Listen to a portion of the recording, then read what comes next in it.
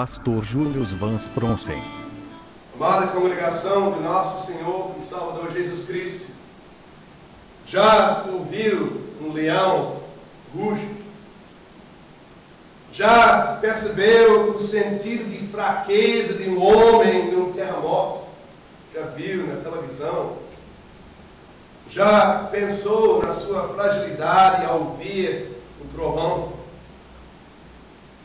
O rugido de um leão, o som de trovão e o terremoto servem como figuras de juízo de Deus contra os ímpios. É notável que a profecia de Amós começa com estas figuras. Ele até põe data em sua profecia por fazer uma referência a um terremoto nos dias de Uzias.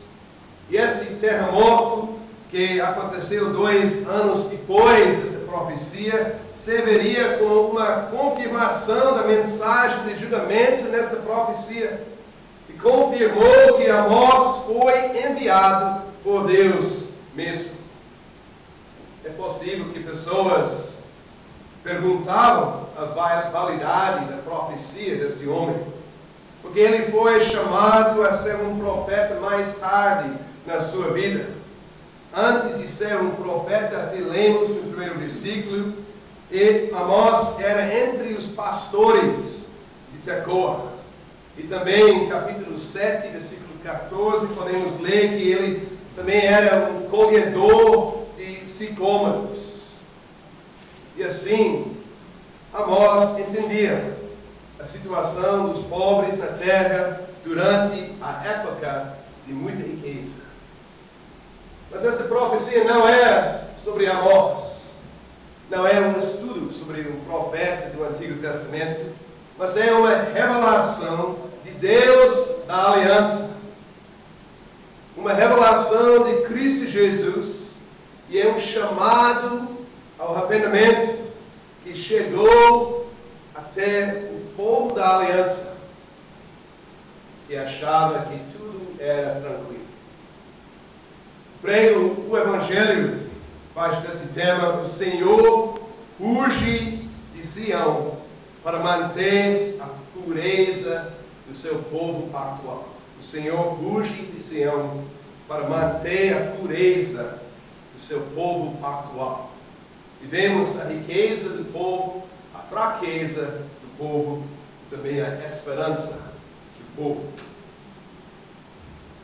Então, em primeiro lugar, riqueza do povo. Também Deus chama a atenção a essa riqueza no final do capítulo 2. Mas já no versículo 2, as primeiras palavras dessa profecia são o nome Senhor, o nome pactual de Deus, que significa eu sou o que sou. E esse nome é cheio de significância. Fala do fato que Deus escolheu Israel de todas as nações do mundo para ser do seu próprio povo. E que ele também, como lemos no versículo 10, ele fez subir da terra do Egito esse povo especial, lhe dando a terra prometida. O nome Senhor lembrava o povo das suas riquezas espirituais, as alianças, as leis, a liberdade da escravidão, todas as bênçãos nesse nome só. E ao ouvir desse nome pactual de Deus, também reconhecemos que Ele é nosso Deus. Chamamos até essa igreja presbiteriana de aliança. Quer dizer que o Senhor é o Deus deste povo, dessa congregação. Então reconhecemos também que Deus está falando a todo o povo pactual, em todas as épocas, todos os lugares do mundo, todos que foram enriquecidos pela graça e misericórdia dele em Cristo Jesus. Além de ser um povo do Senhor, o povo na época de Amós também estava próximo, estudando a situação do povo de Deus na época de Uzias. rei de Judá, em 2 Crônicas 26, e também na época de Jeroboão II, o rei de Israel, vemos que esses dois reis eram reis que desfrutavam muito riqueza. Uzias reinava 52 anos em Judá, com um exército que cresceu até o ponto de ter 300.000 soldados. Ele venceu muitos inimigos, inclusive dos filisteus, e ele construiu muitas cidades fortificadas. O povo de Judá estavam vivendo com paz, com tranquilidade. Nos dias de Jeroboão, como também lemos, o reino de Israel cresceu muito, e como um reino que era do tamanho do reino de Davi e Salomão, Jeroboão II, e os israelitas se tornaram muito ricos. E considerando a riqueza e a área geográfica destes reis, podemos concluir que esta época foi uma volta aos dias ouros de Davi e Salomão. Mas como lemos em 2 Reis, Jeroboão fez o que era mal perante o Senhor. E o povo continuava a viver no sincretismo de Jeroboão I, adorando nos bezerros de Betel e Dan. E como podemos explicar esta riqueza? Os israelitas, na época de Amós, eles explicavam simplesmente: Deus nos ama, Deus está nos abençoando. Nós lemos 2 Reis 14, 26, 27, e já vimos que realmente Deus explica, Ele tem outra explicação por esta riqueza. Viu o Senhor que a aflição de Israel era muito amarga, porque não havia nem que socorresse a Israel, um rei ímpio. A riqueza de Israel veio por causa da compaixão do Senhor. Ele estava paciente com eles, lhes dando uma oportunidade a arrependerem-se. E até lemos em 2 Reis 14, 27, ainda não falara o Senhor em apagar o nome de Israel de debaixo do céu. Talvez com riquezas se arrependeria o povo. Mas o que aconteceu? Os justos sofriam, até lemos sobre esse sofrimento no capítulo 2, 6 e diante. Os justos sofriam as mãos dos ímpios dentro do povo da aliança. As mãos dos que estavam vivendo com tranquilidade, com riqueza. E o que aprendemos?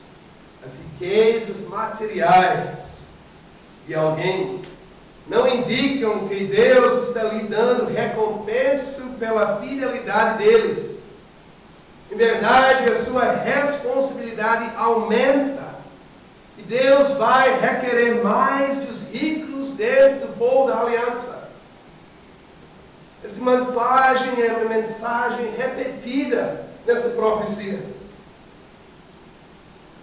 Pensamos nas palavras de Salmo 49, 16 até 19. Aqui lemos a palavra do Senhor: não temas quando alguém se enriquecer, quando abultar a glória da sua casa, pois em morrendo nada levará consigo, a sua glória não o acompanhará. Ainda que durante a vida ele se tenha lisonjeado, e ainda que o louvem quando faz o bem a si mesmo, irá ter com a geração de seus pais, os quais já não verão a Deus. O que importa, como também lemos em Marcos 7, que Jesus ensinava, o que importa é o que está no coração de uma pessoa. Jesus também estava advertindo o povo na época dele, em Mateus 19, 24, ele diz: é mais fácil passar um camelo pelo fundo de uma agulha do que entrar um rico no reino de Deus. Olha como aumenta a responsabilidade do homem rico que está na aliança. Mas veja também como é difícil convencê-los da necessidade do Evangelho. Talvez seja por causa disso que vemos também nesta época muitos profetas, naqueles dias de riqueza. Jonas, filho de Amitai, já lemos isso em 2 Reis 14, Oséias e Isaías e Amós. E todos eles chamavam o povo de Deus ao arrependimento, à humildade e amor. Junto com as riquezas materiais, Deus providenciou o povo com a bênção da profecia, como ele também chama a atenção isso no capítulo 2, versículo 11. Então vemos que, embora seja uma profecia de juízo e de advertência, esta profecia de Amós é uma manifestação de amor de Deus, de compaixão, de longanimidade para com o seu povo pactual, o povo que achava que não foi tão necessário esta salvação. E assim também podemos reconhecer que estamos numa situação que é bem parecida com a situação do povo de Deus na época de Amós. Reunimos-nos diante do Senhor da aliança com o seu povo. O nome Senhor tem muita significância na nossa vida. Reconhecemos as bênçãos, todo domingo tem esse culto solene, esse diálogo com Deus da aliança. Temos condições físicas que ultrapassam a situação dos nossos pais. Ouvimos a palavra, a pregação da palavra com frequência. E até quando comparamos a nossa situação com a situação de muitos chamados cristãos ao nosso redor, hoje em dia, que não têm a pregação fiel, reconhecemos que isso é o maior bênção que temos. Porque a falta da pregação fiel é também uma maldição de Deus. Podemos ler isso em Amós 8, 11 e 12. Eis que vem dias, diz o Senhor, em que enviarei fome sobre a terra, não de pão, nem sede de água, mas de ouvir as palavras do Senhor. Andarão de mar a mar, do norte até ao oriente, correrão por toda parte, procurando a palavra do Senhor, e não a acharão. Isso é dentro da maldição de Deus. Mas nós podemos ouvir a pregação do Evangelho de Cristo. Podemos ouvir as advertências de Deus. Deus ainda fala conosco nessa situação de muita riqueza. Por causa disso, a nossa responsabilidade também é maior. A aliança tem muita riqueza, muitas coisas, e celebramos, e desfrutamos as riquezas de Deus. Mas também tem obrigações. E nesta profecia, Deus lembra o povo dessa riqueza. E essa riqueza é o pano de fundo da profecia de Amós. Ó povo de Deus, vocês são ricos, diz Amós, porque chamam a Deus seu Pai. Deus não esquece essa riqueza quando vier julgar as nações do mundo. que era o problema nesta época? Podemos ler a profecia para ver. Era a sua complacência e a sua certeza que tudo era bem com eles. Embora eles estavam adorando as imagens em Betel e Dan, eles também ofereciam sacrifícios a Deus, ao Senhor. Eles ainda estavam frequentando a igreja todo domingo, vamos dizer. Eles não reconheciam seus pecados porque concluíram que as suas riquezas foram bênçãos de Deus, que Deus ficou feliz com eles, embora eles estavam oprimindo os pobres. Então podemos imaginar a alegria do povo pactual quando ouviu a profecia de Amós. Sim, bravo! O Senhor rugirá de Sião, de Jerusalém, para ouvir a sua voz. É nosso Deus. Dormindo em camas de marfim e espreguiçando-se sobre seus leitos, Amós capítulo 4, comendo os cordeiros do rebanho, bebendo vinho em taças. Eles concordaram piedosamente com a profecia. É muito legal ter um Deus que destrói os inimigos. Talvez até eles estavam lembrando da profecia de Joel, que Deus julgaria todas as nações ao redor, Joel 3, 12. Porquanto a sua malícia é grande. E assim, esta profecia de Amós era uma profecia doce por eles. Sim, nosso Senhor, lance fora os nossos inimigos. E estudando os oráculos nesses primeiros capítulos, podemos ver que o Senhor, sim, Ele ruge contra as nações ao redor. Começa com os oráculos contra Damasco, por 3 transgressões de Damasco, e por 4 não sustarei o castigo. Meterei fogo à casa de Azael, fogo que consumirá os castelos de Ben-Hadad, quebrarei ao que tem o cetro. E como merecia esta punição, porque até lemos, trilharam a Gileada com trilhos de ferro, em cima dos corpos, dos cadáveres de homens, de Deus. Que boa pregação, pensava o povo de Israel. Deixe o Senhor ruge contra aqueles pecadores, que a justiça dele reine para sempre. E vem nosso próximo oráculo por 3 transgressões de Gaza. E por 4, versículo 6, capítulo 1, não sustarei o castigo. E o próximo, versículo 9, por 3 transgressões de Tiro. E por 4, não sustarei o castigo. Todas essas nações, o povo de Síria, Filístia e Tiro, atacaram Israel com muita violência. E até algumas sequestraram as suas crianças para vendê-las de novo.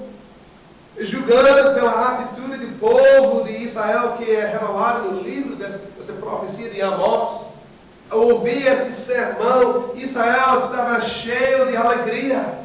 Finalmente, estão recebendo este castigo justo da mão do Senhor que ruge de Sião. E o Senhor continua a rugir. Mas agora chegou, está um pouco mais perto a Israel, geograficamente falando. E os próximos 3 oráculos estão contra os irmãos consanguíneos, por 3 transgressões de Edom, e por 4, não sustarei o castigo, versículo 11. Edom é descendente de Esaú, o irmão de Israel, que Deus não escolheu. E esta punição afirma as consequências da eleição de Israel. E Amós também fala contra os filhos de Amon, versículo 3, os descendentes do filho mais novo de Ló e a sua filha. Uma nação cruel que rasgou o ventre das grávidas. E o Senhor também ruge de Sião para defender a sua cidade contra Moabe, o filho mais velho de Ló. Capítulo 2, versículo 1. Por 3 transgressões de Moabe e por 4 não sustarei o castigo. Podemos até imaginar essa pregação sendo Israel, sendo rico com todas as promessas. E Amós está dizendo que Deus vai destruir todos os inimigos. Com certeza todos os inimigos de Deus, do povo de Deus, serão destruídos. Podemos ver até com uma mapa, talvez você pode ver em casa, que Deus está cercando o povo de Israel e está aproximando-se cada vez mais perto da nação de Israel. Que pregação maravilhosa! Que o guerreiro divino saia e destrua todos os inimigos do povo da aliança, escolhido e precioso perante ele. Se imagine a cara dos ouvintes quando não ouviram a palavra amém, depois do capítulo 2, versículo 3. E a profecia continua. Por 3 transgressões de Judá, por 4 não sustarei o castigo. As mesmas palavras. Versículo 5, por 3 transgressões de Israel e por 4 não sustarei o castigo. Judá, Israel, será que o Deus da aliança puniria o seu próprio povo? A punição também para o povo da aliança? O que está dizendo este Amós? O que significa da palavra aliança, se não seja proteção divina de Deus? Podemos até ler sobre o pecado de Judá e Israel no versículo 4 diante. Essencialmente o pecado de rejeitar a lei do Senhor e as suas estipulações. Eles não mostravam amor para com Deus e nem para com os seus irmãos. O povo de Deus mesmo negou o seu relacionamento com o Deus da aliança. E como até lemos em Marcos 7, como Jesus falou, os seus corações estavam longe de Deus, os seus corações. E com essa profecia, Deus mostra que Ele não puniu as nações, porque seu povo era tão bom. Esta aliança não é uma coisa nacional, de raça. Mas o Senhor ruge contra todos os que profanam o seu nome. Todos que se posicionam contra o seu plano da salvação. Isso é a mensagem de Amós. Nada e ninguém, disse Deus, nada e ninguém pode impedir o plano gracioso do Senhor salvar a sua igreja por meio do seu Filho. Até não os filhos da aliança desobedientes. Veja bem, o Senhor Deus não presta atenção à raça ou aos tipos de pessoas. A ira dele não está contra as classes das pessoas, os judeus, os árabes, os viciados ou não. Mas Deus fica irado com todos que desprezem a salvação e a misericórdia dele, todos que ouviram esta mensagem e rejeitam. Deus pesa os corações de todos os homens. Veja o que Paulo escreve em Romanos 2. Romanos 2, 9 até 13. tribulação e angústia virão sobre a alma de qualquer homem que faz o mal, ao judeu primeiro e também ao grego. Glória, porém, e honra e paz a todo aquele que pratica o bem, ao judeu primeiro e também ao grego. Porque para com Deus não há acepção de pessoas. Assim, pois, todos os que pecaram sem lei, também sem lei parecerão. E todos os que com lei pecaram, mediante lei, serão julgados. Porque os simples ouvidores da lei não são justos diante de Deus, mas os que praticam a lei hão de ser justificados. Então, contra quem o Senhor ruge? Contra os que rejeitam esta salvação maravilhosa. E sendo homens caídos, reconhecemos que isso é nossa luta. Merecemos a mesma punição. Quantas vezes estamos escolhendo a coisa errada, em vez de escolher glorificar a Deus? E na medida que pecamos contra Deus e vivemos sem gratidão e sem obedecer às leis do Senhor, que nos orienta na nossa vida redimida, merecemos a mesma punição que recebem as nações mais sanguinolentas do mundo. A profecia de Amós nos humilha. Não tem nenhuma justificativa olhar com desprezo, sorrir desdanhosamente aos ímpios. Deus, o Senhor da aliança, é santo, santo, santo. Ele exige obediência.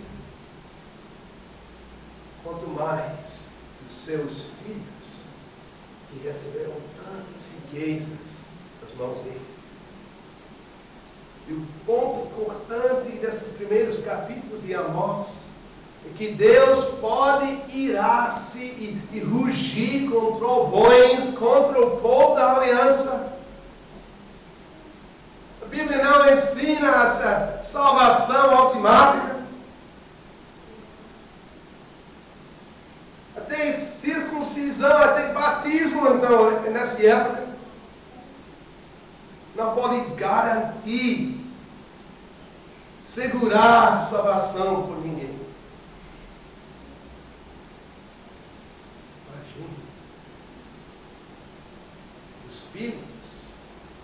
Os filhos da aliança que desprezam as promessas de Deus, que desdenham a promessa da salvação em Cristo Jesus, que não estão com fome de ouvir essa mensagem do Evangelho,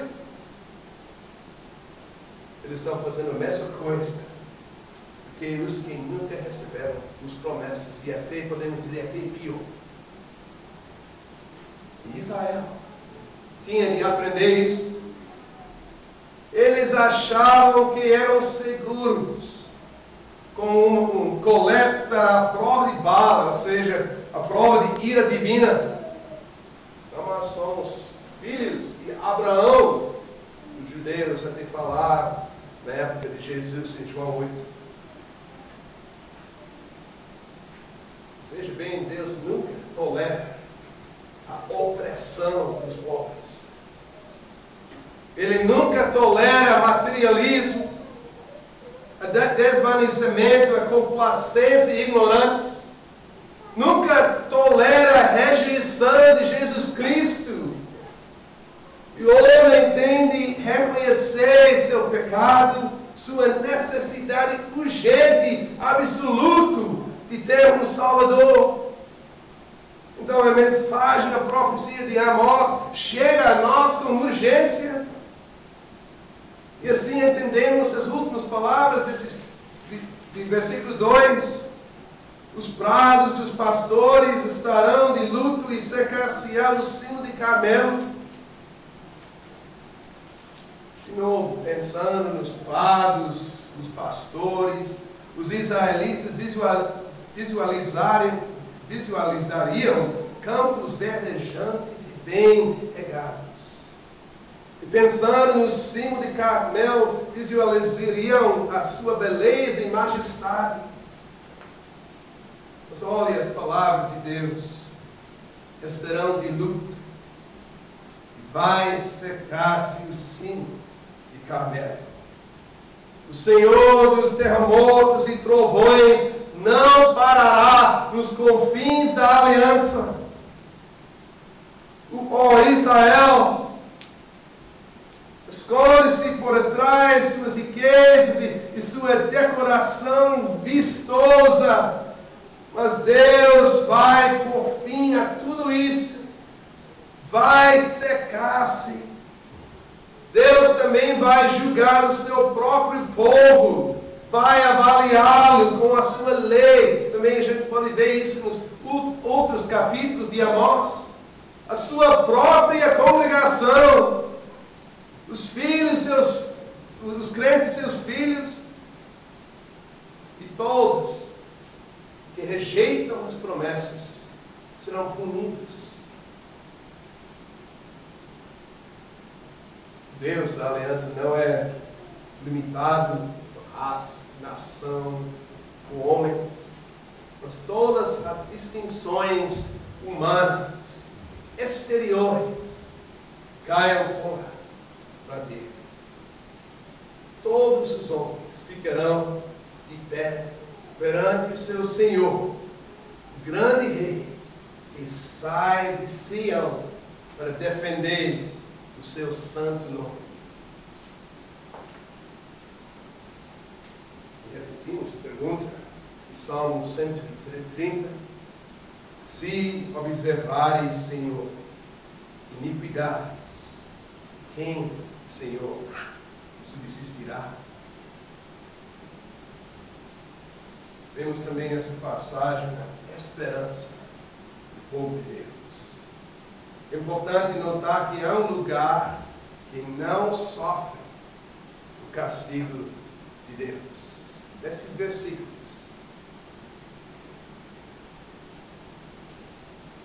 Uma nação, um lugar não vai sofrer debaixo da ira de Deus. É o ponto de partida do guerreiro divino. E notamos que o texto diz que o Senhor rugirá de Sião, de Jerusalém. O povo de Deus sabia que Monte Sião, aliás, Jerusalém, é a habitação do Senhor. Veja os Salmos. E deste lugar, Deus traz livramento e salvação. Há um grupo dos Salmos que falam só sobre esse triunfo de Sião. Um lugar onde Deus colocou o seu nome. O Antigo Testamento está cheio de referências que mostram que Sião é o lugar onde os justos moram. O Salmo 87 aqui nos mostra que pessoas de todas as nações de terra morarão dentre os muros dessa cidade. Então o Antigo Testamento deixa claro que não devemos considerar Jerusalém a ser uma cidade, só uma cidade terrena. Mas é o lugar onde habita o povo de Deus. A igreja. Monte Sião é a congregação dos fiéis, dos eleitos, dos filhos verdadeiros do Senhor. Os que estão no Monte Sião escapam à ira do Senhor. Em verdade, Ele está os protegendo por meio desta batalha contra as nações ao redor. E todos nós devemos perguntar: onde estou? Onde estamos? Quer dizer, estamos também no único lugar seguro, no Monte Sião, na igreja de Cristo, ligado com Cristo pela verdadeira fé.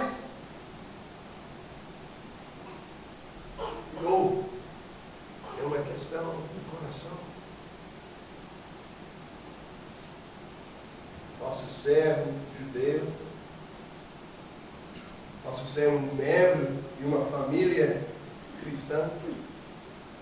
Posso ser um membro batizado de uma igreja reformada, fiel, quer dizer? Posso ser uma pessoa que sempre frequenta a igreja. Até posso ser um homem fazendo sacrifícios. Mas nada disso importa. Em primeiro lugar, Deus não julga com base nas coisas exteriores em si. Mas Deus está julgando o coração. Veja o que Jesus falou em Marcos 7. Veja o que Paulo fala em Romanos 2. É a mesma mensagem. Qual a diferença entre os filhos da aliança no Monte Sinai, o Sião, quer dizer, e os filhos da aliança sendo julgados em Carmel, secando-se? A única diferença é que os filhos da aliança, que escapam à ira de Deus, creem nas promessas de Deus de um Messias. No Antigo Testamento eram os que creram nas promessas de Deus pela fé. Veja Hebreus 11. Vivendo na confissão dos seus pecados, no verdadeiro arrependimento, com amor para o seu próximo e na esperança da promessa do Messias. E hoje não é diferente não. Quem faz parte desse Monte Sião hoje em dia? Os que escondam-se em Cristo Jesus, que já carregou a ira de Deus contra todos os seus pecados. Os que vivem com alegria, uma vida de gratidão, uma vida de obediência aos mandamentos do Senhor, amando o seu próximo. A esperança dos cidadãos de Sião acha-se no seu Salvador. Desta promessa, o motivo desta punição de Jesus, de Deus, que estava preparando o caminho para esse Messias. Como diz o escritor da carta aos Hebreus, em Cristo, Hebreus 12, temos chegado ao Monte Sião. Hebreus 12, 22. E a cidade de Deus vivo, a Jerusalém celestial, e a incontáveis hostes e anjos, e a universal assembleia, igreja dos primogênitos arrolados nos céus, e a Deus, juiz de todos, e aos espíritos dos justos aperfeiçoados, e a Jesus, o mediador da nova aliança, e ao sangue da aspersão, que fala coisas superiores ao que fala o próprio Abel. Então, o que diz? As primeiras palavras da profecia de Amós. Verdade, é uma profecia talvez um pouco difícil. Talvez poucos leram essa profecia, pensaram nessas palavras. Essa profecia de Amós está revelando o Evangelho de Jesus Cristo. Há um lugar onde o Senhor habita com todos os que o amam e lhe servem em Cristo Jesus. Monte Sião, a habitação dos verdadeiros filhos da aliança, que são ligados com Cristo pela verdadeira fé. E Deus vai sair deste lugar para punir todos, tanto os que estão fora da aliança como os que estão dentro da aliança e têm todas as riquezas de Deus. Todos que não reconhecem o Senhor como Salvador, que profana o seu santo nome pelo seu comportamento pecaminoso, que persiste nesta hipocrisia. Temos tantas riquezas, mas Deus chama a nós a vermos as responsabilidades. Ele está nos advertindo contra a complacência, contra uma vida exterior, sem obediência de coração. Ele está nos advertindo contra essa duplicidade.